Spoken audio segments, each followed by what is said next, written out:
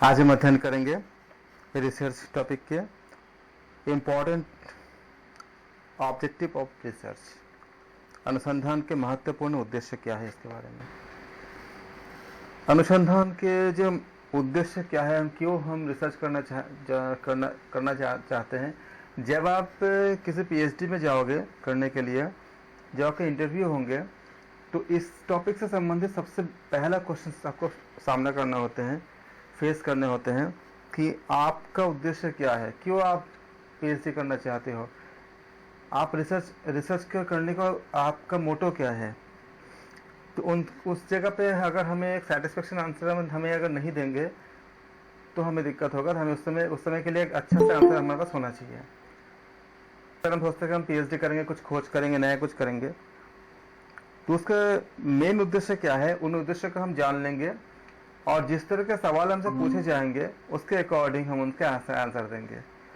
जब आप अगर रिसर्च एंट्रेंस टेस्ट अगर देते हो, उसमें भी आपको इस टॉपिक से संबंधित प्रश्न पूछे जाते हैं कि आप अनुसंधान के जो उद्देश्य क्या होती है, इम्पोर्टेंस क्या होती है, importance of objective of research क्या क्या होती है, इन सब के ऊपर आपका क्वेश्चन इसमें मिलते हैं। तो अनुसंधान के तो बहुत से एक से अधिक मोटो हो सकता है, उद्देश्य हो सकता है। कुछ चीज़ें हम इसको समराइज हम कर सकते हैं, लेकिन इसका बहुत व्यापक क्षेत्र आपका है अनुसंधान का उद्देश्य। कुछ ऐसा है कि किसी घटना से हमें परिचित होने के लिए, कोई अगर इंसिडेंट हो रहा है, जैसे मान लो कोविड हो रहा है, तो कोविड के जो स्थिति जो आई है वो ऐसा क्यों आया है, उसका कारण क्या है, उसका निवारण क्या है, हमें जानने होंगे, क्योंकि एक समस्या है। तो कोई एक नई घटना से परिचित होना या किसी नए क्षेत्र, किसी एक पर्टिकुलर किसी एरिया में, नए क्षेत्र में अंतर्दृष्टि का विकास करना। जैसे मान लो कि हम लगातार ये अगर हम कोशिश करते जानने के लिए कि सपोज करो कि भावनात्मक जो आपका जो अनुभूतियाँ होती है, कि भक्ति क्या होता है, प्रेम क्या होता है, जो आपका जो पहले जो हमने देखा था कि प्रत्यक्षवाद था, पॉजिटिविज्म, उसमें कहते हैं कि जो प्रत्यक्ष होता है, जो प्रमाणित होता है, उसको मानते हैं। लेकिन ऐसे बहुत सारी चीज़ें होती है जिसको हम एक डेटा के फॉर्म में हम एक्सप्रेस नहीं कर पाते हैं। जैसे भक्ति आप किस डेटा से आप कैसे करोगे भक्ति को, किसके पास कितने क्या भक्ति है, हम नहीं कर सकते उसको। एक खाली कल्पना होती है। पराभक्ति को आप कैसे डिफाइन करोगे, कैसे आप इसको न्यूमेरिक के आप कैसे बनाओगे। और भक्ति, संवेदना, ये वर्क तो करता है। जिस समय किसी का भक्ति अगर दृढ़ होती है, उसके अंदर के सारे उलझनें समाप्त हो जाती है, उसके अंदर के तनाव समाप्त हो जाती है, वो इतना खुश हो जाता है। तो रिजल्ट तो होता है, लेकिन ऐसे बहुत सारे चीज़ें होती है जिसको हम पॉजिटिविज्म मतलब प्रत्यक्ष प्रामाणिक बात से हम उसको सॉल्व नहीं कर सकते हैं। उसमें हमारे सैद्धांतिक जो थ्योरीज होते हैं वो काम आते हैं। और ऐसे भी कोई किसी चीज़ को अगर हमें जब प्रूफ करने होते हैं, उसमें भी हमें एक थ्योरी की ज़रूरत पड़ती ही है, जो हमें हमारे अंतर्दृष्टि से ही वो डेवलप होती है। जैसे मान लो कि सबसे पहले एक साइंटिस्ट ने सोचा कि हम बल्ब बनाएंगे, तो बल्ब बनाने का जो आइडिया है वो उनके अंतर्दृष्टि से ही उनको डेवलप हुआ है, क्योंकि दुनिया में उस समय बल्ब का कोई थ्योरी था ही नहीं, और ना ही कोई इसका कोई आपका मैथमेटिकल या कोई मतलब कोई ऐसा कुछ साइंटिफिक कुछ अप्रोच था कि वो कर सके। वो एक आपका क्या था, वो उनका एक अंतर्दृष्टि था। तो किसी नई घटना से परिचित होना या किसी क्षेत्र के अंतर्दृष्टि का विकास करना। जैसे मान लो कि हम बोलते कि कई घटना ऐसी होती है, जैसे अगर आप अभी समुद्री अगर के जीवों के बारे में अगर खोज करोगे, तो उसमें बहुत सी नई नई चीज़ मिलती है। जैसे समुद्र की गहराई होती है कि उसके नीचे अगर चले जाते हैं तो फिर हमारे लिए जो स्विमर होते हैं उनको भी एक लिमिटेड आपका सर्टेन डेप्थ तक ही वो जा पाते हैं। जैसे मान लीजिए अगर आपका समुद्र है, सपोज कीजिए ये होगा सी लेवल है, तो क्या होता है सी लेवल में, मैं बता रहा हूँ आपको कि ऐसा क्यों इतनी ज़्यादा ज़रूरत होती है रिसर्च की। ये मान लीजिए आपका एक सी है, समुद्र है, सी लेवल है, तो ये आपका समुद्र सी का जो सरफेस एरिया है, मतलब ऊपर की तरफ का जो एरिया होती है, जहाँ पे हम जहाँ से जिस लेयर को हम देखते हैं समुद्र में बिना उतरे, ये आपका एकदम अपर लेयर है। इसके बाद आप जितने नीचे जाओगे उतने क्या होगा, उसके डेप्थ उसके बढ़ती जाती है। अब होता क्या है कि जब हम इस जगह पे जब हम खड़े हैं समुद्र के, तो यहाँ पे हमें खाली एटमॉस्फेरिक प्रेशर हमें हमारे ऊपर लगती है, जिसको हम वायुमंडलीय दाब कहते हैं। सिंपल उसको हम कहते हैं 1 ATM, 1 एटमॉस्फेरिक प्रेशर होती है, जो 760 मिलीमीटर ऑफ मरकरी होती है, Hg इतनी होती है।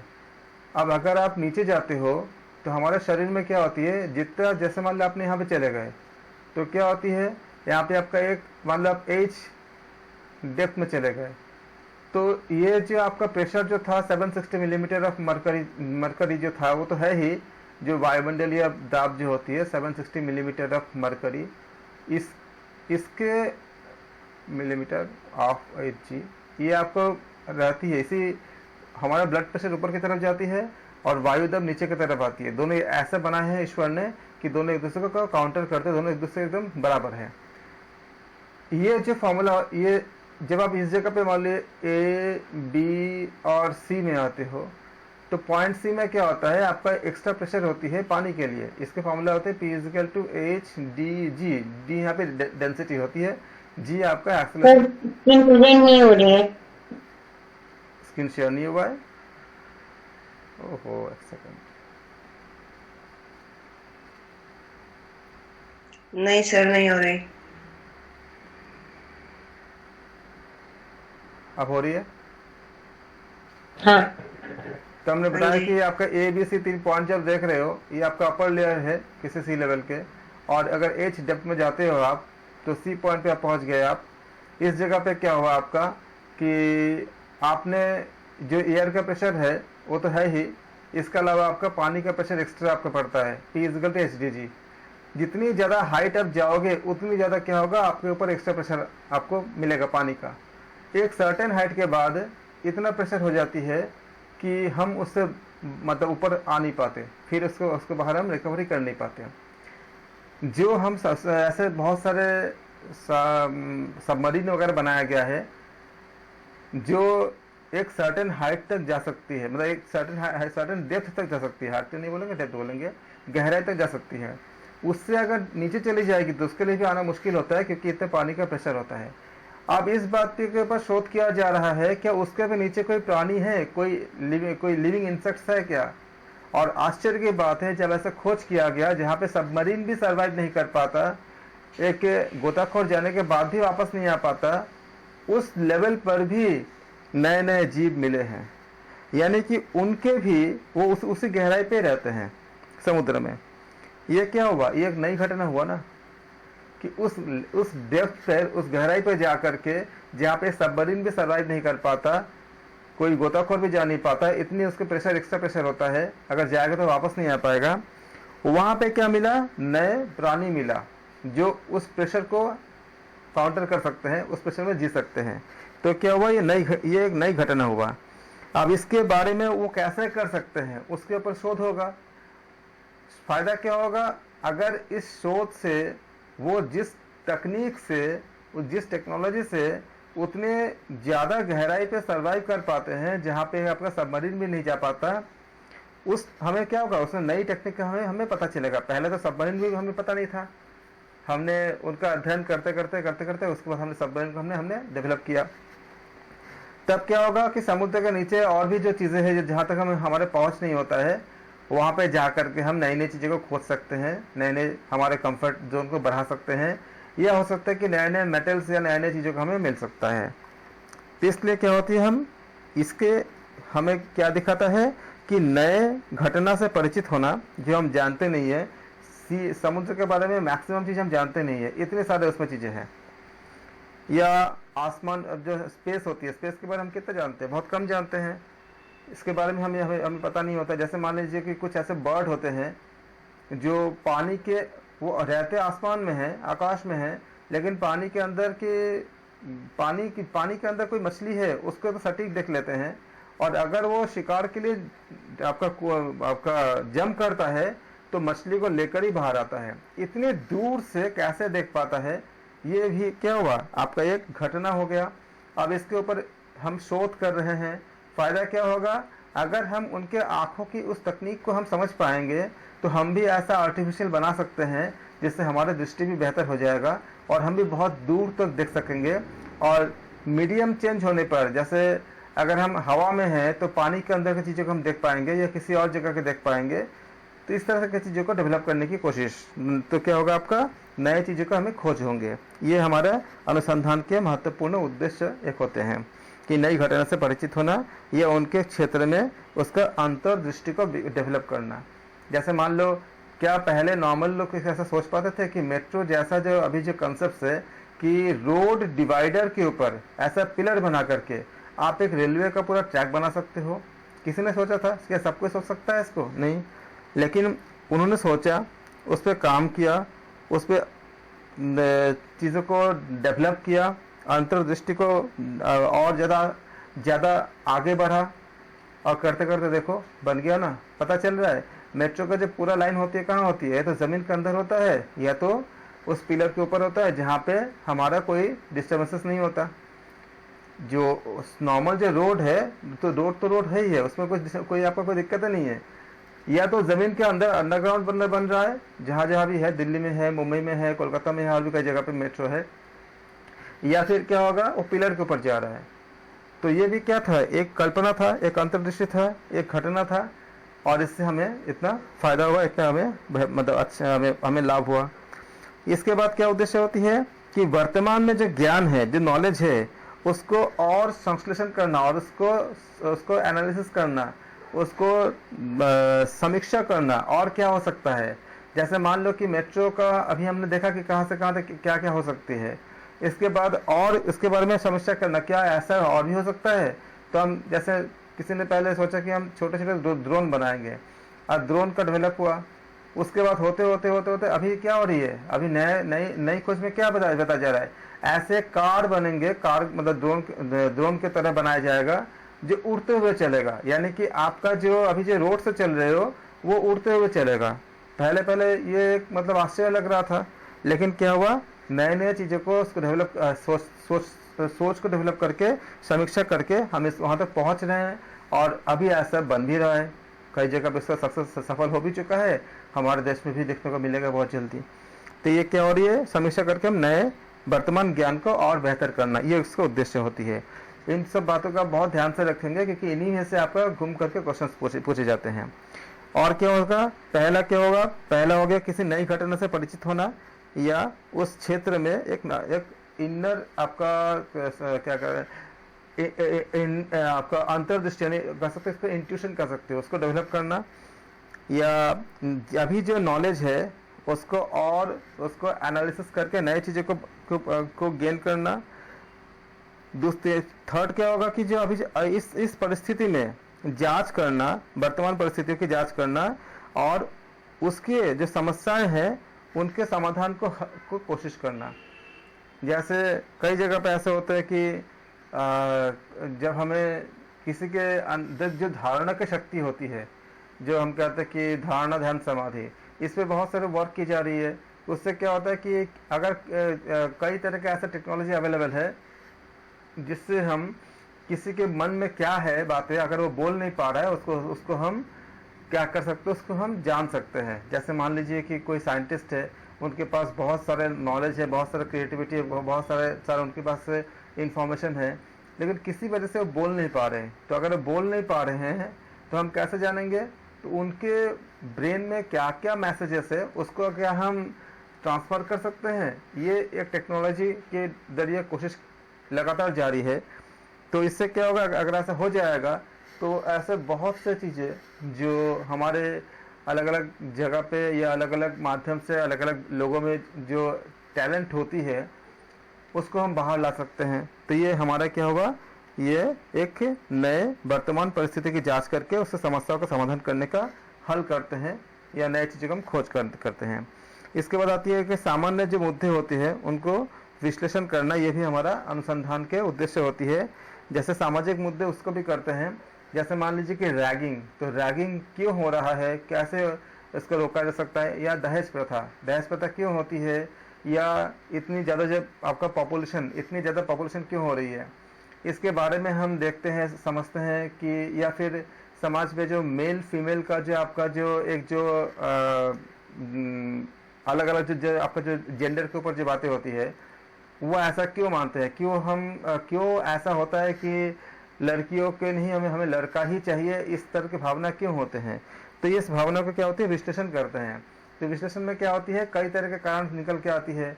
एक कारण ये होती है कि लड़की होने पे क्या होती है कि दहेज का किसी को अंतर होती है कि हमें दहेज देना पड़ेगा। तो दहेज के ऊपर लॉ लाया गया कि दहेज लेना और देना दोनों ही क्या है आपका अवैध है।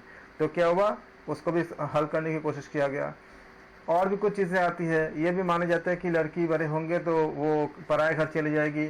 तो फिर ये इन सब धारणाओं को समाज से बेहतर करने के लिए कि लड़का लड़की कुछ नहीं होता, भावनाएं होती है। और जब कोई किसी को ध्यान रखता है, जब मन के अंदर से जब इमोशन होता है तो दोनों समान होते हैं, लड़का लड़की में कुछ नहीं होता। तो ये सब बातें को और एनालिसिस किया गया, उसको सामाजिक मुद्दे को लाया गया, फिर इसको सॉल्व करने की कोशिश किया गया। कुछ धार्मिक मुद्दे भी होते हैं कि लड़का होगा तो हमें उसका जो धार्मिक जो रीति रिवाज होती है उसको जो होती है सारे चीज़ों को उसको पूरा करेंगे।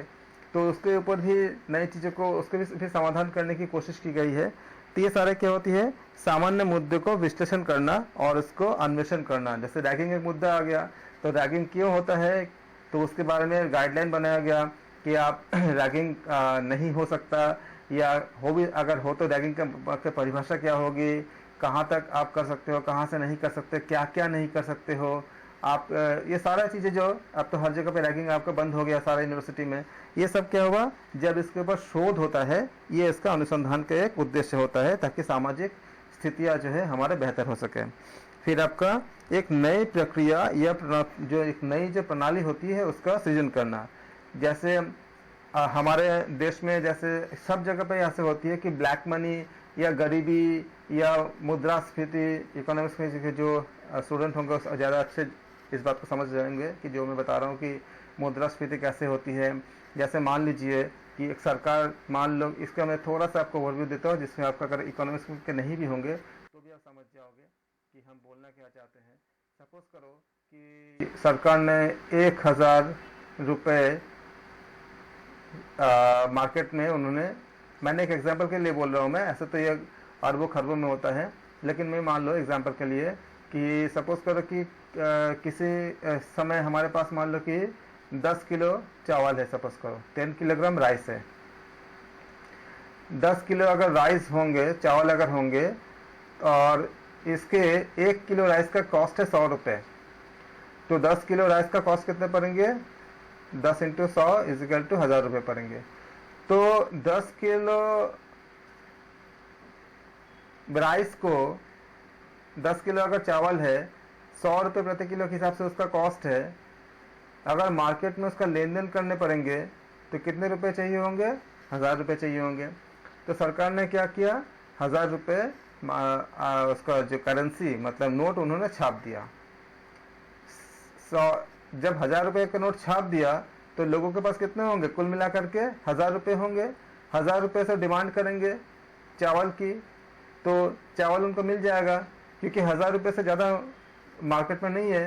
तो फिर क्या होगा, डिमांड एंड सप्लाई क्या होगा, बैलेंस हो जाएगा, क्योंकि 10 किलो चावल है और उसको जो परचेस करने के लिए 1000 रुपये ही नोट अवेलेबल है, तो ये आपका बैलेंस रहेगा।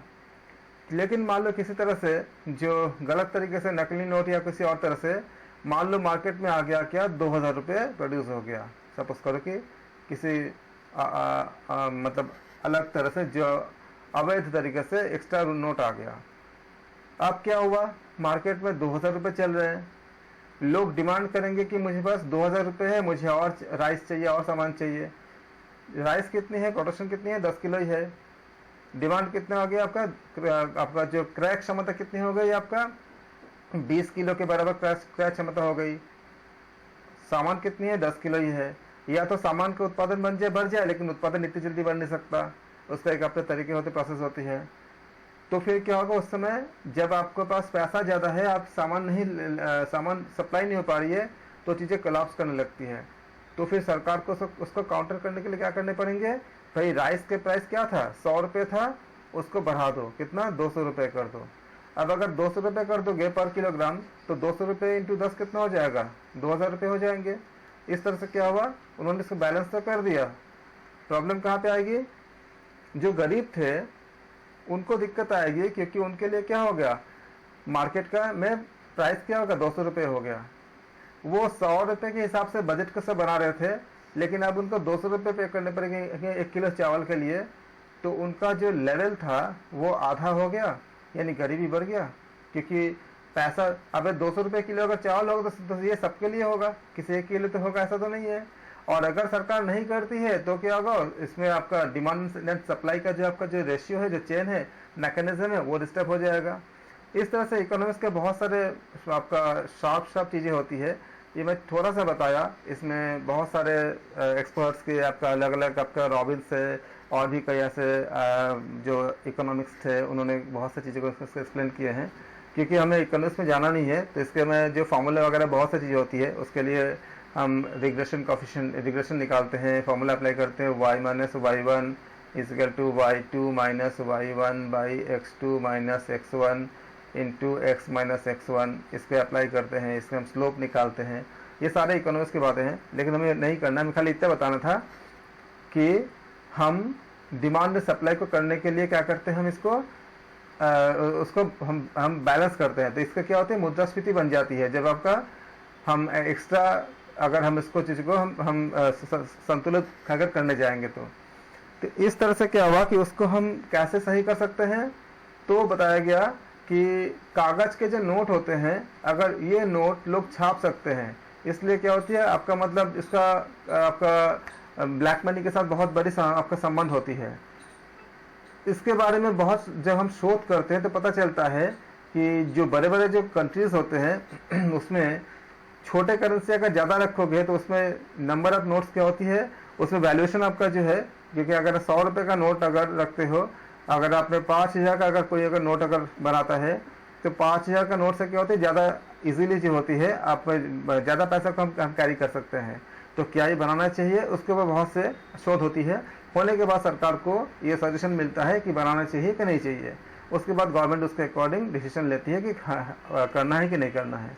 अब इसके जो रिसर्च हुई है, रिसर्च होने के बाद ये कुछ तथ्य सामने आई है कि अगर हम डिजिटल तरीके से अगर हम काम करते हैं, जैसे फ़ोन पे हो गया, पेटीएम हो गया, और भी जो अलग अलग जो मेथड होती है, उससे क्या होता है, उससे आपको ज़्यादा ट्रांसपेरेंसी होती है। किस जगह में कितने पैसा किसको दिया गया, ये सारा रिकॉर्ड हमारे पास अवेलेबल होती है। और भी बहुत से डेटा अवेलेबल होती है। उससे जो टैक्स चोरी होती है वो काफ़ी कम हो जाती है, और टैक्स भी सरकार को ज़्यादा मिलती है, और सरकार के पास ज़्यादा बेहतर तरीके से डेटा रहता है कि कहाँ पे, किस जगह पे क्या क्या पैसा, कौन सा पैसा कहाँ पे आपका खर्च हुआ। तो गवर्नमेंट क्या बोल रही है, ये कि अगर आप डिजिटल की तरफ जाओगे तो आपका जो है मुद्रास्फीति कम हो जाएगा, या फिर आपका जो ब्लैक मनी इत्यादि कम हो जाएगा, और आपका काफ़ी चीज़ें अच्छी होंगे। ये कैसे आई, ये हमारे एक नई प्रक्रिया को, या जो प्रोसेस या प्रणाली है उसको हमने डेवलप किया, सृजन किया। ये कब आई, जब हम इसके ऊपर लगातार शोध करते गए, रिसर्च करते गए। तो ये इसका उद्देश्य है कि समाज के जो कुरीतियाँ है, जो आपका जिससे हमें हानि होती है, हमारे इकोनॉमी को डेवलप करने के लिए और चीज़ों को बेहतर करने के लिए हम क्या करते हैं, लगातार शोध करते हैं। इसके बाद इसमें समस्या क्या आई कि भाई इंटरनेट हर जगह नहीं है, तो इंटरनेट की कनेक्टिविटी अच्छी होना चाहिए। तो फिर क्या किया गया, 4G 5G इत्यादि के ऊपर हमें मतलब पूरा काम करना शुरू किया, उस चीज़ को आने लगा। इसके बाद ये बताया गया कि ये भी ज़रूरी नहीं कि इंटरनेट के बिना भी क्या गाँव वगैरह हर जगह इंटरनेट अभी मतलब उतने ज़्यादा विस्तार नहीं हुआ है। तो फिर क्या बताया गया कि बिना इंटरनेट के भी आप डिजिटल पेमेंट कर सकते हो। उसके भी अब क्या हो गया, एक QR कोड का कंसेप्ट आया। ये क्या है, नया आया, पहले क्या था, ऐसा था नहीं था। तो ये नई प्रक्रिया है QR कोड। QR कोड में क्या होता है, जैसे आप कोई सामान खरीदोगे तो आपको उसके साथ मोटी मोटी बुकलेट वगैरह आना लगभग बंद हो रही है। क्या हो रहा है कि आप एक QR कोड दे दी जा रही है, आप मोबाइल से उसको स्कैन करोगे और फिर उसके जो पूरा बुकलेट है उसको आप डाउनलोड कर सकते हो। उससे फ़ायदा क्या होगा, एक तो आपका मिसलेस नहीं होगा, हमेशा डाउनलोडेड फॉर्म में रहेगा। दूसरा, कंपनियों का खर्च कम हो गई। तीसरा, कागज बनाने के लिए जो हमें रिसोर्स चाहिए होता था उसमें क्या हुआ, उसमें कमी आ गई, जैसे पेड़ वगैरह काटना कम हो गया। तो ये सारा चीज़ें एक आपका हमें बेहतर की तरफ लेके जा रहा है। कुछ कमियां भी होता है कि इसके संबंधित जो रोजगार है वो कम हो जाती है, लेकिन इसका कुछ अच्छाइयाँ भी होती है कि कंपनियों का जो एक्सेस, क्योंकि हम देखो बुकलेट तो होता तो है, लेकिन बुकलेट को हम कितना पढ़ते हैं, लेकिन उसको छापने में और बाकी सब चीज़ें करने में हमें बहुत सारी चीज़ें हमें लगती है। हमें नेचुरल रिसोर्सेस हमें बहुत ज़्यादा लगती है, वाटर से लेकर के बाकी सब चीज़ों से लेकर के हमें बहुत ज़्यादा खर्च होती है। इन सब चीज़ों से क्या हुआ, हमें कब मिला, जब हमने इसके ऊपर लगातार हमने शोध किया तो नए चीज़ों की हमें क्या हुआ, प्राप्ति हो गया, नए खोज हमें मिलते हैं हमें। तो ये आपका हो गया एक नई प्रणाली या प्रक्रिया का आपका डेवलप हुआ। सरकार के सामने ये भी समस्या होती थी कि जिस कार्य के लिए पैसा देते थे सरकार, गवर्नमेंट, कभी कभी ऐसा भी सरकार इसको इंश्योर नहीं कर पाते थे कि वो वही कार्य हो रहा है कि नहीं हो रहा है, या फिर बीच में कुछ करप्शन तो नहीं हो रहा है। क्यूआर कोड होने से क्या होता है कि जैसे मान लो अगर किसी ने बोला कि किसी को अगर इसलिए दिया गया कि स्कूल की किताब बुक्स खरीदने के लिए अगर बच्चों को दिया गया, तो बच्चे बुक ही खरीद रहे कि नहीं खरीद रहे कैसे पता। लेकिन अब क्या होगा कि क्यूआर कोड आपको दे दी जाएगी, उस क्यूआर कोड को जब आप जाओगे तो बुक के शॉप में, पर्टिकुलर बुक में ही आपको उसी जगह वो कैश होगा, मतलब उसी जगह से ट्रांसफर होगा और कहीं पर आप उसको खर्च नहीं कर सकते। तो क्या हुआ कि जिस कार्य के लिए, जैसे किसानों को खेती करने के लिए या किसी आपका जो बुजुर्ग इंसान है उनको अगर स्वास्थ्य के लिए हो, तो वो जिस कारण से जिस जगह के लिए होगा उसी जगह कैश होगा। अगर डॉक्टर के पास जाना होगा, जैसे मान ली बीमा कंपनियां हैं, तो वो क्यूआर कोड दे देंगे कि आप इतने जाओ, तो वो उसी मतलब मेडिकल के लिए ही खर्च होगा वो, या जिस चीज़ के लिए वो देंगे उसी चीज़ के लिए उसी में जाकर आप कैश करोगे। तो इस तरह से क्या हुआ कि स्पेसिफिक हो गया। खर्चे क्या हुआ कि जिस कार्य के लिए सरकार ने पैसे को आपका जनरेट किया या देना चाहती है उसी कार्य में खर्च होगा। बीच में जो करप्शन है वो सारा चीज़ें क्या होगी, कम हो जाएगी या उससे बहुत सारा लगाम लगेगा। ये कैसे आया, एक दिन में क्या क्यूआर कोड बन गया था? नहीं। क्यूआर कोड बनाने के पीछे जो टेक्नोलॉजी था उसके ऊपर काम किया गया, उसके ऊपर बहुत सारी चीज़ें देखी गई, बहुत से आपका एक्सपेरिमेंट किया गया। अब उसके साथ ऐसा है कि इंटरनेट अगर नहीं भी होता है तो भी दिक्कत नहीं है, आपके पास क्यूआर कोड है, खाली क्यूआर कोड खाली स्कैन कर लो तो हो जाएगा। ऐसे भी चीज़ें आ रही है। तो ये कब आ रही है, कैसे आ रही है? ये आ रही है आपका एक नई प्रक्रिया या प्रणाली का हम सृजन करते हुए। इसका और धीरे धीरे इसको डेवलप किया जाएगा। जैसे मान लो कोविड का जो वैक्सीन एक बार आया, कुछ उसमें देखा गया, फिर उसके बाद और चीज़ें आई, करते अब और इसके ऊपर लगातार शोध हो रही है कि अगर इस तरह के अगर ऐसा कोई वायरस हो जो लगातार अगर म्यूटेट होता जाए, आप अपना उसका जो आपका जानते हो कि आरएनए इत्यादि वायरस होती है अलग अलग तरह से, अगर आप उसका एनाटॉमी को पढ़े हो तो उसमें अगर म्यूटेशन ज़्यादा होती है तो हम कैसे चेंज कर सकते हैं, इनके ऊपर लगातार शोध हो रही है। तो क्या हुआ इसमें, ये जिस समय कोविड आया था उस समय किसी को पता नहीं था इसके बारे में, तो क्या हुआ, नई प्रक्रिया हो गया।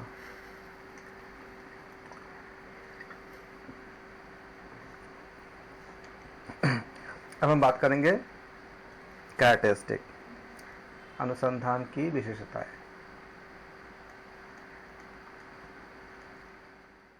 डायरेक्ट क्वेश्चन आपको इसमें से पूछेंगे इंटरव्यू में, या जब आप यूजीसी नेट के एग्ज़ाम दोगे फर्स्ट पेपर में, जो सेकंड यूनिट है इसमें से आपको इससे क्वेश्चन पूछे जाते हैं बहुत ज़्यादा। इसको बोलेंगे कैरेक्टरिस्टिक।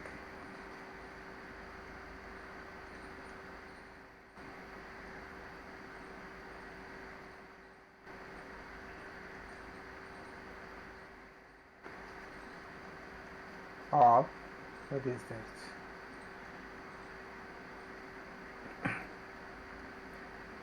रिसर्च के विशेषता या गुणधर्म, ये सब ये गुणधर्म भी कह सकते हो, अलग अलग इसका नाम होते हैं। क्या क्या होते हैं? पहला होता है जो इसका जो क्या रिसर्च में क्या होना चाहिए। फर्स्ट होता है आपका वस्तुनिष्ठता, इसको इंग्लिश में कहेंगे ऑब्जेक्टिविटी। इसको याद रखिएगा, बहुत ज़्यादा महत्वपूर्ण है। ऑब्जेक्टिविटी होना चाहिए, यानी इसको हिंदी में बोलेंगे, आप जिस भी लैंग्वेज का प्रयोग करोगे उन दोनों में बोल देता हूँ आपको।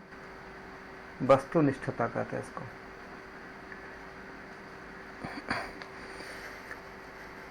वस्तुनिष्ठता का अर्थ क्या होता है कि इसमें कोई बायसनेस नहीं होता है, इसलिए आपको वो एक टू द पॉइंट बोलता है, एक ही पॉइंट पे हाँ या ना, इस तरह से। आपका जो क्वेश्चन आते हैं क्या होती है, वस्तुनिष्ठ होती है, ऑब्जेक्टिव क्वेश्चन होते हैं। क्या होते हैं उसमें, आपको सब बोला जाता है कि मोस्ट अप्रोप्रिएट ऑप्शन को आप चूज करो। कुछ कुछ ऑप्शन पार्शियली करेक्ट हो सकते हैं, लेकिन जिस ऑप्शन को उन्होंने बोल के रखे हैं उनके साथ आपका मैच करना चाहिए। अगर थोड़ा सा, जैसे अगर आप मान लो कि अगर आपका थ्योरी एग्जाम होता है, तो आप जब आंसर लिखते हो, तो अगर मान लो 10 मार्क्स का अगर 10 मार्क्स का अगर क्वेश्चन है, तो किसी को 8 मिलता है, किसी को 9 मिलता है, किसी को 6 मिलता है, किसी को 7 मिलता है। कैसे कि उस आंसर में जो टीचर होते हैं उनके अकॉर्डिंग जितने पार्ट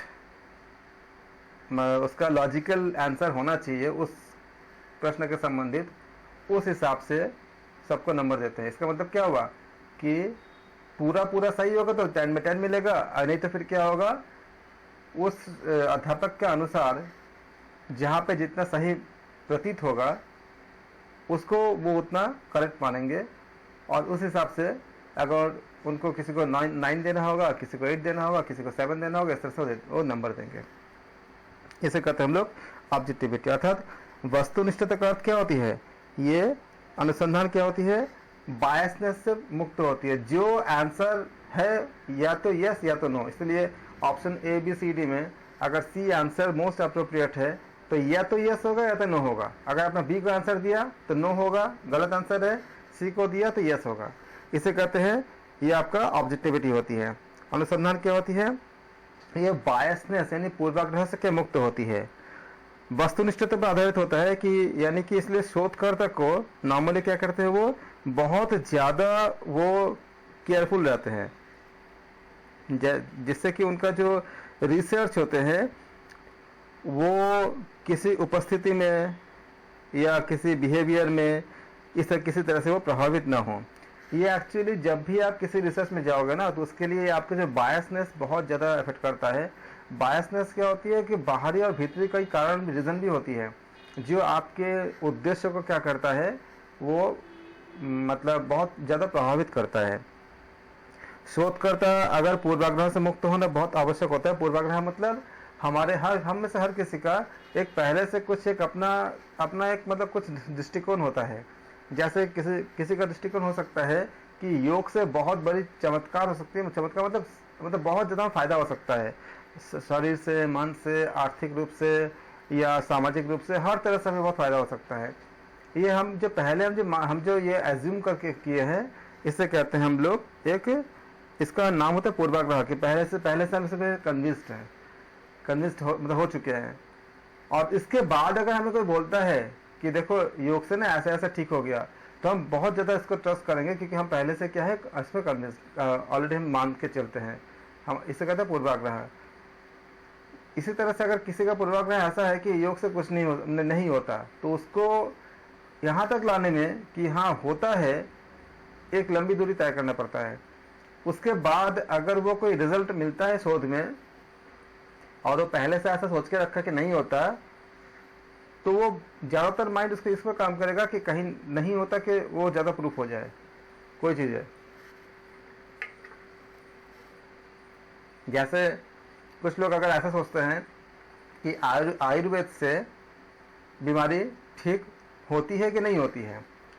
जिन लोगों का सोच नहीं होती है, उनके सामने अगर अनुसंधान करेंगे और उनके अनुसंधान में जो नहीं होती है, कि उनका जो पूर्व जो भावना होती है, ये अगर हावी होगा, तो कोई चीज़ अगर सच में काम करेगा तो भी उनके दृष्टिकोण से उनको उसको एक्सेप्ट करने में उनको एक टाइम लगेगा, कि अगर वो पहले से ये सोच के बैठेंगे कि नहीं होगा, और पहले से अगर ये भी सोच के बैठेंगे कि नहीं आयुर्वेद से हो ही जाएगा, और कोई किसी जगह पे अगर नहीं होता है, किसी एक विशेष जगह पे, तो भी उनके लिए इस चीज़ को मतलब एक्सेप्ट करना एक कठिन होता है कि नहीं हो रहा है। इसलिए हमको न्यूट्रल होकर काम करना होता है। जब भी हम शोध करते हैं तो हमारे में क्या होना चाहिए, कि न्यूट्रल होना चाहिए कि नहीं कर रहा है। अगर कर रहा है, अगर कोई चीज़ अगर रिजल्ट अगर वर्क कर रहा है तो बोलेंगे हाँ कर रहा है, अगर नहीं कर रहा है तो बोलेंगे नहीं कर रहा है। इससे अपने खुद के जो पूर्वाग्रह होती है उससे मुक्त होना चाहिए। तब क्या होगी, जो हम शोध करेंगे, रिसर्च जो हमारा जो आएगा वो एकदम सही आएगा, ज़्यादा वो इफेक्टिव होगा लोगों के लिए। वो एक जो वर्क करेगा वो भला करेगा, क्योंकि हम जिस पे शोध कर चुके होंगे वो रिजल्ट रखा रहता है। इसके बाद जो शोध करने वाला आएंगे वो उसी क्षेत्र में ये इसको ढूंढते हैं कि पहले के लोगों ने क्या किया। तो उनको जब आपका रिजल्ट मिलेगा, तो अगर आपने गलत कुछ आपने परिणाम दे दिया और वो अगर सही मान लिया गया, तो जब आपका जब रिजल्ट आएगा, मतलब आपका जब रिसर्च को मतलब ऑब्जर्व करेंगे, रीड करेंगे, तो उनको भी एक गलत डायरेक्शन मिल जाएगा, क्योंकि आपने जितना काम करेगा उसके बाद कोई दूसरा काम करेगा, तो ये भी क्या होगा, है गलत दिशा में जाएगा चीज़ें। इसलिए हमें बहुत ध्यान रखना होता है कि पूर्वाग्रह ना हो, कोई बायसनेस ना हो।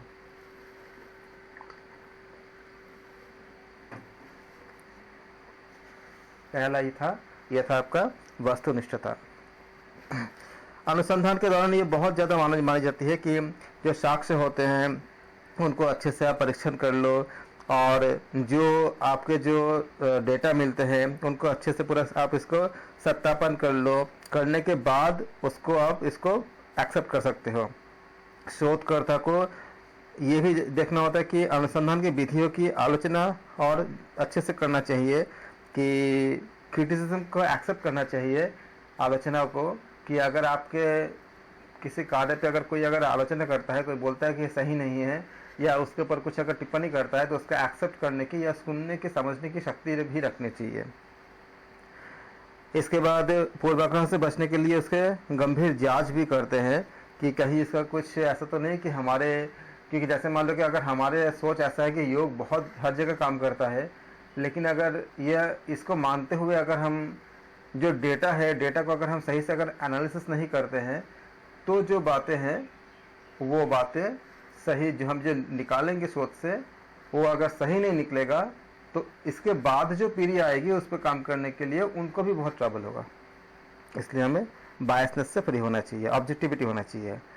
इसके बाद आती है कि अनुसंधान के दौरान क्या होती है, जब हम करते हैं, शोध करते हैं, तो ये सुनिश्चित करते हैं, उसके लिए कुछ उपाय होती है कि आपका प्रक्रियात्मक सुरक्षा उपाय में कुछ चीज़ें होते हैं कि जो हम डेटा निकालते हैं, डेटा को हम पहले विश्लेषण करते हैं और उसका पूरा रिकॉर्ड इस तरह रखते हैं कि डेटा को हमने विश्लेषण कैसे किया, किस तरह से किया, कि अन्य दूसरे जो शोधकर्ता है वो उसको समझ सके, और अगर चाहे तो वो भी इसका फिर से मूल्यांकन कर सके कि जो मैंने किया है उस डेटा को दोबारा उसको रीइवैल्यूएट कर सकता हो। वैज्ञानिक की रिपोर्ट, ये हम देखते हैं कि ज़्यादातर जो आपका जो वैज्ञानिक रिपोर्ट होती है वो एक समान रूप से लिखी जाती है, और वैज्ञानिकों के एक संगठन के द्वारा क्या करती है, उसको प्रकाशित हम करते हैं, मतलब प्रकाशित किया जाता है। ये रिपोर्ट क्या होती है, ये रिपोर्ट पूरी वैज्ञानिक समुदाय में विचारों का संचार करती है, क्योंकि उसको लोग रीड करते हैं और उन विचारों को आलोचना करने के लिए उसको ओपन रहता है। इसलिए कहते हैं ना कि आप एक रिसर्च पेपर पब्लिश करो, ऐसा बोलते हैं ना, तो उसको पब्लिश करने से पहले कई तरह के आपका प्रोसेस से गुजरना पड़ता है, उसके बारे में हम सब बात करेंगे। ये आपका होती है एक आपका प्रोसेसुअल सेफगार्ड कहते हैं इसको। फिर आपका होती है मानकीकरण, यानी स्टैंडर्डाइजेशन, आपका स्टैंडर्ड आपका बनाने पड़ते हैं, इसको हम कहते हैं स्टैंडर्डाइजेशन कहते हैं इसको। मानकीकरण मतलब क्या होती है, मानक तय करते हैं, एक स्टैंडर्ड तय करते हैं कि डेटा को लिया हमने, डेटा को लेने के बाद उसके सारे जो चरण होते हैं वो एक सही प्रोसेस को फॉलो कर रहा है, ऐसा इसको हम इंश्योर करते हैं।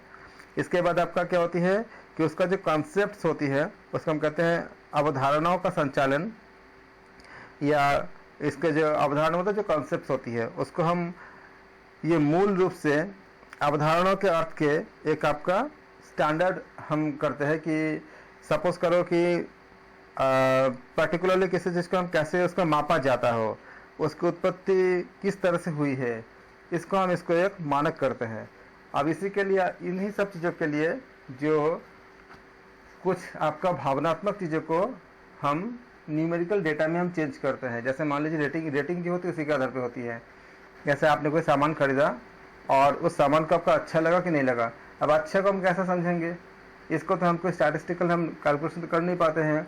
तो फिर अच्छे को हमने क्या किया, हमने 5 भाग में डिवाइड कर दिया कि आप रेटिंग करो 1 से लेकर 5 के अंदर। तो 1 क्या है 10, मतलब आपका मतलब 1 मतलब आप एकदम संतुष्ट नहीं हो, 4 से ज़्यादा होगा तो आप बहुत ज़्यादा संतुष्ट हो। और देखो इसका कितना ज़्यादा इफेक्ट भी पड़ता है। आप जब भी कोई सामान खरीदते हो अमेजोन से, आप क्या देखते हो, आप यूज़र का रेटिंग देखते हो कि रेटिंग कितनी है।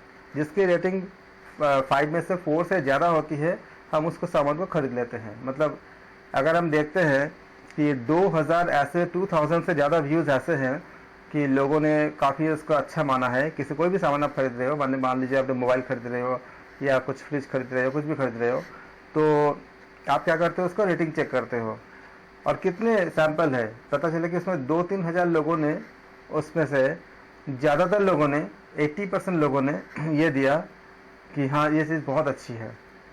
तो अगर 3000 लोगों में से अगर 26 से 27 लोग बोल रहे हैं कि बहुत अच्छी रेटिंग दिया है, आप उस प्रोडक्ट को, उस उत्पाद को, उस प्रोडक्ट को आपने कभी नहीं देखा, कभी नहीं आपने यूज़ किया, लेकिन लोगों ने, दूसरों ने यूज़ किया, उनका जो कमेंट है, उनका जो रेटिंग है, उसको पढ़ के, उसको देख के आपको आइडिया लग गया कि ये बहुत अच्छी चीज़ हो सकती है और आपने उसको ऑर्डर कर दिया, आपने उसको खरीद लिया। तो ये क्या हुआ आपका, ये आपका ये बताता है इस तरह से हम इसको एक मानकीकरण, एक कंसेप्ट के रूप में हम इसको डेवलप करते हैं और इस तरह से इसको हम मापते हैं, मेज़र करते हैं।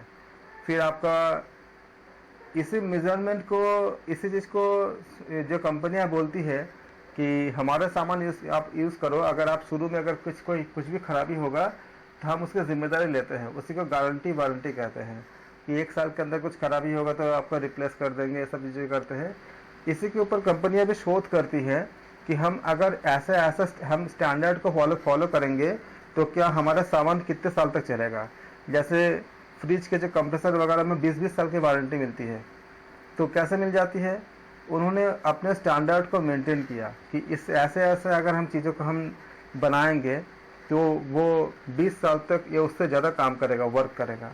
उनके जो स्पेयर पार्ट्स होते हैं और चीज़ें जो भी चीज़ें यूज़ करते हैं उनका भी एक स्टैंडर्ड होता है।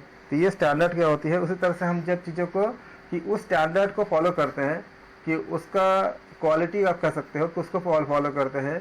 अगर आप लोकल पार्ट्स लगाओगे तो वो चीज़ें नहीं मिलती है क्योंकि उनका स्टैंडर्ड क्या होती है, उस लेवल का नहीं होती है। सेम तरह से हम जब भी एक शोध करते हैं तो उसके एक स्टैंडर्ड को फॉलो करते हैं, मानक को फॉलो करते हैं और उसके बाद हमें पूरे करने होते हैं। अब आ जाओ पूर्वाग्रह से कैसे बचे कैसे। तो पूर्वाग्रह से बचने के लिए, क्योंकि पूर्वाग्रह बहुत ज़्यादा इफेक्ट करता है, क्योंकि ऐसा कोई होता नहीं है कि आप किसी न किसी विचारों से आप अपने आप को कन्विंस रखते ही हो किसी न किसी पे। तो पूर्वाग्रह से क्या होती है, कभी कभी ऐसे बनाते हैं चीज़ों को कि रिसर्चर को खुद भी नहीं पता होता है इसमें बाहर की उनका जो डेटा है उस डेटा के बारे में उनको खुद भी नहीं पता होता है। जैसे मान लो अगर ये देखा जाना होता है कि किसी ने एक दवाई बनाया, मान लो कुछ मेडिसिन बनाया, और मेडिसिन बनाने के बाद उसको देखना है कि ए और बी, मान लो 2 मेडिसिन बनाया गया है, हमें देखना है कौन सा ज़्यादा इफेक्टिव है, ए इफेक्टिव है या बी इफेक्टिव है। कैसे पता करें, हमने सैंपल लिया, 50-50 लोगों का हमने सैंपल लिया, 50-50 लोगों का।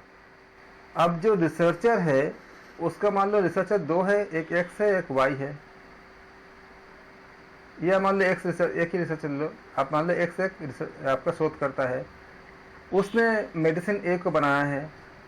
अब उसके अंदर जिस भी कॉन्सेप्ट को उसने फॉलो किया है उस चीज़ को प्रति उसको बायसनेस रहता ही है। तो क्या किया गया, उनको बताया गया, उन्होंने सैंपल ले लिया और उसमें जैसे 50-50 लोगों का, 50 लोगों को मेडिसिन ए दिया गया, 50 को बी दिया गया। अब शोधकर्ता को ये है कि उनको देखना है कि किन पर क्या असर पड़ रहा है। तो उसमें हम बायसनेस में से बचने के लिए क्या करते हैं, 100 लोगों को एक साथ कर देते हैं और शोधकर्ता को ये पता भी नहीं होता कि किनको मेडिसिन ए दिया गया, किनको बी दिया गया। ये एक तीसरा बंदा होता है जिसके पास सब कुछ रिकॉर्ड रहता है और शोधकर्ता को ये नहीं पता होता है कि जितने लोगों को सैंपल दिया गया है, जितने लोग इसमें वर्क कर रहा है, उनमें से कौन से पर्सन ऐसे हैं जिन्होंने मेडिसिन ए लिया है और कौन से पर्सन ऐसे हैं जिन्होंने मेडिसिन बी लिया है। तो उससे क्या होता है, वो सबके साथ समान बिहेवियर करता है। उसके बाद जो डेटा आता है, उस डेटा का जब एनालिसिस करते हैं तो उसमें बायसनेस नहीं रहता। ये भी हम बायसनेस से बचने के लिए, पूर्वाग्रह से बचने के लिए हम इसका यूज़ करते हैं, ऐसा भी हम उपयोग करते हैं। पूर्वाग्रह से बचने के लिए जो बाहर के प्रभाव होती है, बाह्य प्रभाव बहुत इफेक्ट करता है, बाहर के कुछ प्रभाव होती है।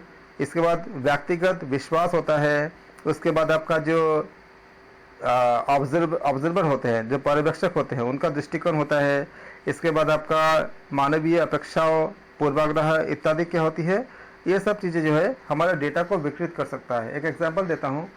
मान लो कि अगर कोई इंसान ऐसा शोध करने जा रहा है कि क्या नूडल खाने से व्यक्ति का हेल्थ अच्छा होता है कि बुरा होता है, इस बात के ऊपर, तो उसके ऊपर अगर शोध करने जा रहा है और वो एक न्यूट्रल है कि हम उसको नहीं पता कि अच्छा होता है कि बुरा होता है, हम देखेंगे नूडल्स के आपका डिनर या ब्रेकफास्ट में लोगों को दे करके कि उनमें क्या असर होता है।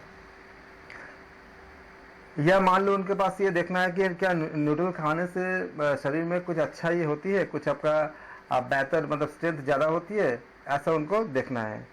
अब मान लो कि सब कुछ करके जा रहे हैं और जैसे वो जिस दिन वो शुरू करेंगे उसी दिन अगर एक न्यूज़ आता है कि ये पता चला है किसी जगह से कि नूडल्स खाने से ऑलरेडी ऐसे बीमारी होती है। अब अगर ये समाचार मिल जाती है तो उसके अंदर जो पहले जो वर्क कर रहा था कि वो न्यूट्रल था, उसको नहीं पता था कि नूडल खाने से अच्छा होगा कि बुरा होगा। लेकिन अचानक अगर ऐसा न्यूज़ आती है और अगर उसके बाद ऊपर चर्चाएँ हो जाती है तो हुआ ना ये बाहरी फैक्टर, अब वो मतलब डिस्टर्ब हो गया कि ऑलरेडी जब ऐसा हो रहा है तो हम उसके बाद वो जो काम करेगा उसके सोच में थोड़ा असर पड़ेगा, उसको पड़ सकता है। ये होती है बाहरी फैक्टर होती है। सेम तरह से इसे कहते हैं हम लोग, ये होती है, इसका नाम होती है आपका एक्सटर्नल, इसको तो मतलब एक्सटर्नल आपका जो फैक्टर्स होती है किसी चीज़ को से बचने के लिए या किसी चीज़ को हमें मतलब डिसाइड करने के लिए कि हमें जो शोध करते हैं उसमें कोई बायसनेस नहीं होना चाहिए। अगर होता है तो क्या इफेक्ट पड़ते हैं, उसका बाहरी इफेक्ट आपका तथ्य क्या इफेक्ट करता है। उसी प्रकार से मान लो कि अनुलोम विलोम करने से बहुत अच्छा होता है, बहुत ही फ़ायदा होता है, लेकिन कुछ बाहरी फैक्टर्स क्या हो सकती है। अनुलोम विलोम जहाँ करोगे वहाँ पे हवा शुद्ध होना चाहिए। अब अगर कोई ऐसे जगह बैठ के अनुलोम विलोम करेंगे जहाँ पे बहुत ज़्यादा आपका पॉल्यूशन है, ऑलरेडी गाड़ियों की धुआं आ रही है, या ऐसे मतलब बहुत कोहरा हो रही है, या ऐसे कुछ बाहरी फैक्टर्स कुछ उसका ऑपोजिट है, तो उस समय अगर अनुलोम विलोम करके हम जो इनहेल करेंगे तो इनहेल में क्या होगी, ऑक्सीजन तो जाएगा नहीं। अगर गंदगी जाएगी अंदर तो क्या होगा, वो अच्छे की जगह क्या हो जाएगा, वो हमें और ख़राब कर देगा। इस तरह से चीज़ों को हमें बाहरी फैक्टर से हमें देखना होता है कि जब हम अनुलोम विलोम के अगर हम शोध कर रहे हैं तो हमें इंश्योर करना होता है कि अनुलोम विलोम करते समय जब हम इनहेल करेंगे वो एक शुद्ध हवा में करें, ऑक्सीजन युक्त हवा में करें, तभी तो हम पता कर पाएंगे। अगर हम ऐसे जगह करते हैं जहाँ पे ऑलरेडी बहुत पॉल्यूशन है, वायु पॉल्यूशन मतलब एयर पॉल्यूशन बहुत ज़्यादा है, जैसे आपका गाड़ियों की धुआं हो रही है, या ऐसे ही डस्ट बहुत ज़्यादा है, या ऐसे किसी जगह पे, तो क्या होगा, उसका परिणाम नहीं आएगा। ये क्या हुआ, आपका बाहरी फैक्टर हो गया। इसी तरह से हम देखते हैं कि उसका आपका व्यक्तिगत विश्वास भी आपका बहुत ज़्यादा इफेक्ट करता है कि व्यक्तिगत विश्वास जो होती है वो विश्वास अपना सेल्फ, आपका जो बिलीव होती है वो बायसनेस में बहुत इफेक्ट करता है। मतलब आपका पूर्वाग्रह में बहुत इफेक्ट करता है। पूर्वाग्रह से बचने के लिए हम व्यक्तिगत विश्वास सबके होते हैं, और वो विश्वास जो भी हो, जब हम शोध करते हैं तो उस विश्वास को हमें अलग करके हम न्यूट्रल होकर हमें करना चाहिए, ताकि शोध का परिणाम एक चीज़ आ सके। जैसे हम कहते कि सपोज करो पहले ऐसे मान्यता था कि ऐसा हमें लगता है देख करके कि धरती जैसे आप कहीं जाओगे हाईवे पे तो क्या लगती है कि रोड आपका पूरा स्ट्रेट है, ऐसा लगता है ना।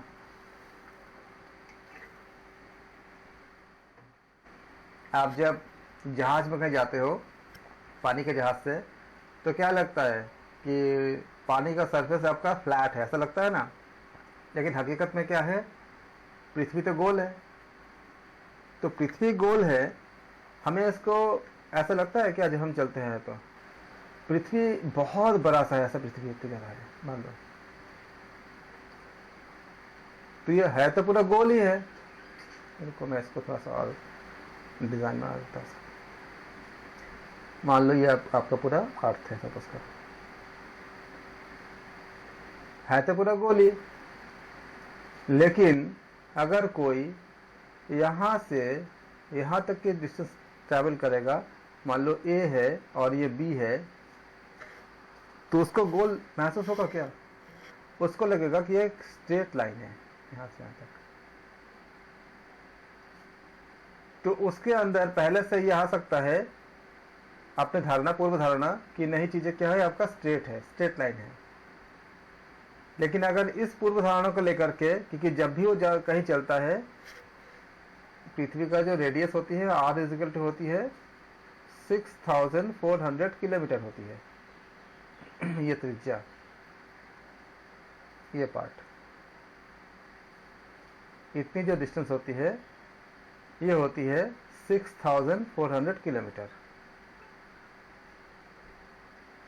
अब इसका सर्कमफेरेंस निकाल के देख लो कितना होता है। उसके सामने अगर आप 10-20 किलोमीटर चलोगे या 100 किलोमीटर चलोगे, तो ठीक जैसे ए और बी के बीच में क्या एक फ्लैट दिखती है, लेकिन फ्लैट तो है नहीं, लेकिन दिखता फ्लैट है, लगता फ्लैट है। कोई अगर इसमें शोध करेगा और पहले से अगर वो सोचेगा कि नहीं मैं तो जितनी बार देखा हूँ फ्लैट ही देखा हूँ, एकदम पूरा सीधा होता है, ये गोल तो हो नहीं सकता, तो क्या होगा, उसका ये पूर्वाग्रह रिजल्ट को गलत कर देगा। जब वो बहुत सारा सैंपल लेगा, ए से बी गया, फिर बी से वो सी गया, तो पता चला सी कुछ ऐसा आने मतलब इस तरह से आना चाहिए, लेकिन वो कर्व आ रहा है, उसको भी नोटिस करेगा। फिर सी से जब वो मान लो कि वो ई तक आता है, तो वो नोटिस करेगा कि नहीं ये तो स्ट्रेट लाइन नहीं है, ये पूरा एक कर्व रास्ता में जा रहा है, तो उसको नोटिस करेगा। उसके बाद जब वो रिजल्ट देगा तो पता चलेगा कि ये स्ट्रेट नहीं है, ये आपका कर्व है। इस तरह से हमें पूर्वाग्रह से क्या होना चाहिए, हमें मुक्त होना चाहिए। ऐसे हम इसको बायसनेस को हम अवॉइड करते हैं। जो हमें लगता है कि सही है, लेकिन उस कभी कभी क्या होता है वो अलग अलग भी हो सकती है। तो हमें अपने जो पहले जो सेल्फ बिलीव है उसको भी न्यूट्रल करके हमको शोध की तरफ जाना चाहिए होता है। शोध हमें करने होते हैं, ये आपका शोध के अनुसंधान की विशेषताएं होती है या कैरेक्टरिस्टिक ऑफ रिसर्च होती है। ये बहुत लंबी है। कैरेक्टरिस्टिक ऑफ रिसर्च में 12 पॉइंट है। आज हमने कल पहला पॉइंट के बारे में बात किया। ऑब्जेक्टिविटी बहुत ज़्यादा इम्पॉर्टेंट है किसी भी रिसर्च के लिए, मतलब वस्तुनिष्ठता बहुत ज़्यादा ही इसका वैल्यू होती है। इसका आज हमने डिस्कस किया। इसमें एक चीज़ और आती है आपका कि इसमें जो पूर्वाग्रह होती है उससे बचने के बाद हमें ये देखनी होती है कि बाहरी फैक्टर के बारे में कि किस किस काम ऐसे क्या क्या फैक्टर होता है जो हमारे रिसर्च को इफेक्टिव मतलब आपका प्रभावित करता है। इसमें हमने अभी बात किया आपको एक नूडल के बारे में कि अचानक अगर कोई मान लो इन्फॉर्मेशन मिलती है, जैसे समाचार पत्र में आ गया, अगर कोई ऐसा रास्ते में कोई बोलता तो शायद आप इसमें ज़्यादा आप ध्यान नहीं देते, लेकिन क्योंकि न्यूज़ में आया हुआ अगर आपको ऐसा होता है कि हाँ नूडल से कोई लोग बीमार हो रहे हैं, तो आपके जो मन में जो आपने लेकर चले थे कि हाँ नूडल खाने से अच्छे होंगे या अच्छे नहीं होंगे, उसमें क्या हुआ, आपका प्रभावित हो गया। ये एक बाह्य फैक्टर हुआ। उसी प्रकार से जब मैंने बोल रहा था कि अनुलोम विलोम से आपका बहुत अच्छा होता है, क्योंकि हम जानते हैं कि ऑक्सीजन ऑलरेडी पूरा भर जाता है पूरे फेफड़ों में, लेकिन अगर वही अगर ऑक्सीजन है ही नहीं वहाँ पे, अगर मान लो कि किसी धुएं युक्त क्षेत्र में बैठ के अगर कोई अनुलोम विलोम करेगा तो क्या करेगा, वो उसे खराब करेगा। ये क्या हुआ, ये आपका बाहरी चीज हो गई, एक्सटर्नल फैक्टर हो गया, जो आपके रिसर्च को क्या करेगा, एकदम उल्टा ही कर दिया पूरा। अनुलोम विलोम करने से अगर उसको ऑक्सीजन युक्त हवा में अगर इसका शोध करते तो पता चलता कि हाँ कितने बेनिफिट है, लेकिन अगर वो दूषित वायु में अगर उसका शोध कर रहे हैं तो क्या दिखता है, फिर उनको क्या मिलता है, उसका ठीक उल्टा परिणाम, तो और ज़्यादा क्या खराब हो गया। तो ये जो रिजल्ट जो आपका उल्टा आता है, ये किसके लिए आया, इसका ये कैसे आया, ये एक्सटर्नल फैक्टर्स की वजह से आया कि एयर में क्या पॉल्यूशन था, एयर में ऑक्सीजन नहीं था ज़्यादा, उसमें क्या था, धुआं और दूसरी चीज़ें थी। धुएं में क्या होती है, कार्बन डाइऑक्साइड होती है और भी बहुत सी चीज़ होती है, उसके कारण क्या हुआ, उसका रिजल्ट आपका गलत आ गया। ऐसे आपका फैक्टर से हमें केयरफुल होना चाहिए। इसके बारे में हम और ज़्यादा बहुत सारा बात करेंगे। उसके बाद देखेंगे कि रिलायबिलिटी, कि रिलायबल कैसे होता है।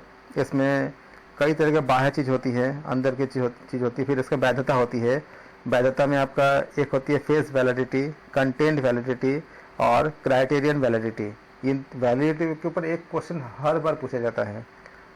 फेस मतलब किसी को देख के ही हम कह सकते हैं कि जैसे आप देखते हो ना कि ये हठ योग में कहा गया ना कि हठ योगी के लक्षण क्या है, उसमें एक आपका श्लोक है, बापू कृषत्तम बदने प्रसन्नता, इस तरह का लक्षण होती है। एक्चुअली क्या है, वो फेस वैलिडिटी होती है। ये कि जिसको देख के आप कह सकते हो कि इसमें जैसे होता भी है ना किसी को देख के कि बहुत हेल्दी लगते हैं, लेकिन वो एक्चुअली में हेल्दी है कि नहीं है वो तो हमें बहुत से टेस्ट करने पड़ते हैं। लेकिन बाहर से देख के कोई बहुत फिट लग सकते हैं, हमें लगता है कि वो बहुत फिट इंसान है, तो ये आपका फेस वैलिडिटी होती है।